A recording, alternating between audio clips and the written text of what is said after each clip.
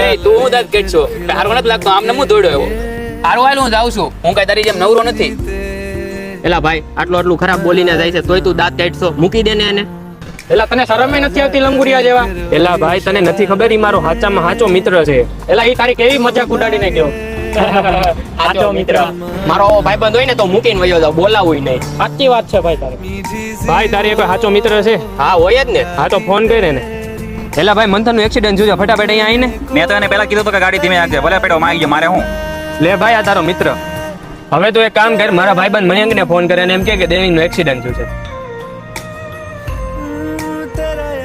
હાલો ભાઈ, અમારા ભાઈ દેવિંગ નો અહીંયા એક્સિડન્ટ થયું છે, ફટાફટ આવીને. એક્સિડન્ટ થઈ ગયું ભાઈ, જલ્દી લોકેશન નાખ, હાલ હમણાં હું આવું.